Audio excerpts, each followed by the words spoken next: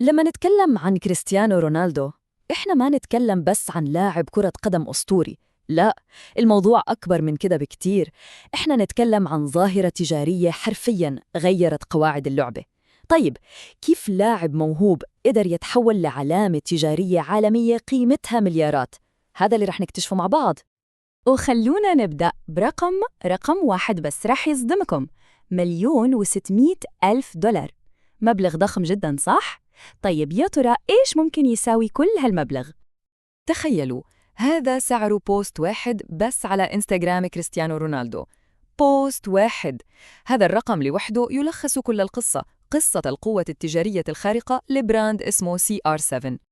طيب، عشان نفهم كيف وصلنا لهون لازم نرجع بالزمن، نرجع للبدايات قبل ما يصير رونالدو النجم العالمي اللي نعرفه اليوم. البداية كانت متواضعة، بس كان فيها بذرة لرؤية كانت رح تغير كل شيء. في بداياته صحيح كان لاعب مهاري جداً، بس تجارياً كان في الظل. يعني مثلاً في إعلانات نايكي الشهيرة زي جوجا بونيتو، الكل كان يتكلم عن زلاتان إبراهيموفيتش. هو كان النجم، هو اللي يخطف الأضواء. أما رونالدو كان مجرد شخصية ثانوية في المشهد، لاعب مهاري بس مو هو الواجهة.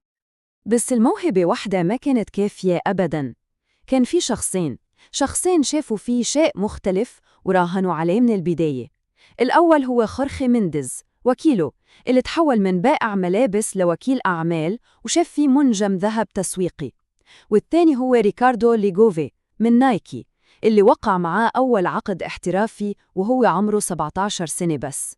هيدا العقد كان نقطة تحول في مسيرتهم كلهم. طيب، كل قصة نجاح عظيمة فيها لحظة تحول، لحظة مفصلية تغير كل شيء. وبالنسبة لرونالدو، هذه اللحظة كانت عبارة عن حدث واحد بس، حدث قلب صورته ومسيرته المهنية بالكامل وللأبد. نرجع لربع نهائي كأس العالم 2006، مباراة البرتغال ضد إنجلترا. رونالدو تسبب بطرد زميله في مانشستر يونايتد وين روني.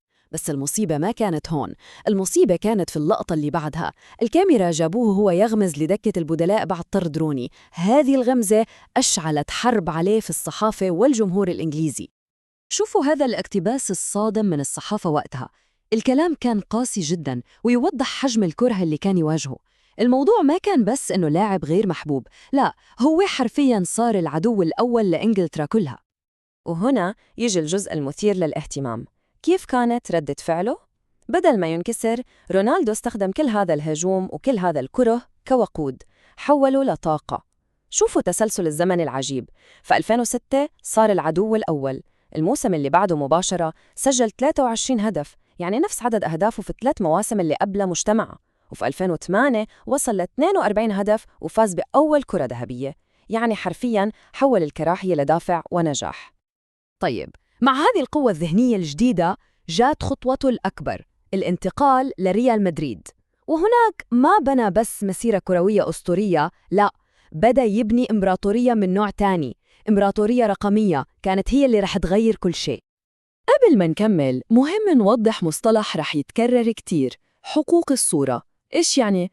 الموضوع مو بس صور فوتوغرافية، لا، هو كل شيء يميز اللاعب كعلامة تجارية: اسمه، لقبه، صورته، صوته، حتى طريقة احتفاله. وهيدي الحقوق صارت هي نقطة التفاوض الأهم في انتقاله. صفقة ريال مدريد ما كانت سهلة أبداً. النادي كان ماشي على نظام الجالاكتيكوس، يعني يشترون النجوم الكبار، وطلبوا شيء كبير: 50% من حقوق صورته. يعني فعلياً هم كانوا يشترون لاعب ومنتج في نفس الوقت، ويبغون نص أرباح المنتج هذا. لما فريق رونالدو بدأ يفكر يسوي له صفحة على فيسبوك، تواصلوا مع مسؤولين في الشركة. تدرون إيش كان التوقع المتفائل حقهم؟ قالوا ممكن صفحته توصل 10 مليون متابع. وقتها 10 مليون كان رقم فلكي، يعتبر حلم بعيد المنال.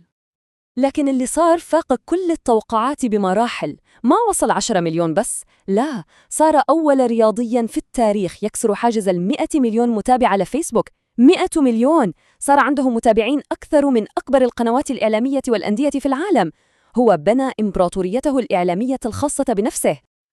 الآن تخيلوا الموقف: عنده منصة رقمية ضخمة، جيش من المتابعين، وهو المتحكم فيها. هنا استغل رونالدو الفرصة عشان يتحول هو نفسه لعلامة تجارية قوية ومستقلة. والخطوات كانت ذكية جدا. بدأ بخط ملابس داخلية، ولما حقق مبيعات سنة كاملة في شهر واحد بس عرف إنه اللي عنده شيء مو طبيعي. من هنا توسع بسرعة، عطور، قمصان، وصارت علامة تجارية متكاملة. وبعدين سوى خطوة أذكى، دخل في شراكة مع رجل الأعمال السنغافوري بيتر هيم عشان يركز على السوق الآسيوي الضخم. ولما انتقل ليوفنتوس، الصفقة ما كانت مجرد صفقة لاعب، كانت أشبه باستحواذ على براند، والتأثير كان فوري ومذهل. شوفوا بس الأرقام هذه في أول 24 ساعة. النادي زاد عنده أكثر من 2,200,000 متابع جديد على منصات التواصل الاجتماعي. هذا هو تأثير رونالدو. وهذا يوصلنا للفصل الأخير من قصة البراند حقه، على الأقل حتى الآن. خطوة كانت جريئة جداً وغير متوقعة بالمرة: الانتقال للمملكة العربية السعودية. وهذا هو الرقم اللي صار حديث العالم كله. عقد كسر كل الأرقام القياسية، وأعاد تعريف معنى القيمة المالية للاعب رياضي. بس الأهم من الرقم الإجمالي هو تفاصيل العقد. هون النقطة الحاسمة.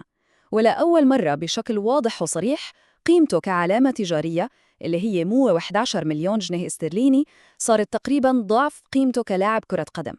هذا ما كان مجرد عقد، كان إعلان للعالم كله. قيمة رونالدو كبراند صارت رسمياً أكبر من قيمته كلاعب. ومثل ما صار مع يوفنتوس، إكسير علامته التجارية اشتغل فوراً.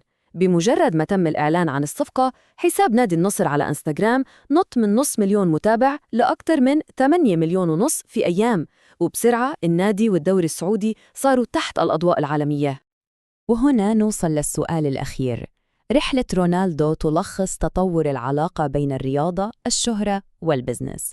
فهل هو اليوم رياضي يسوق لمنتجات، ولا هو صار المنتج نفسه، واللاعب اللي نشوفه في الملعب هو مجرد أفضل سفير لهذا المنتج؟ سؤالي خلينا نفكر.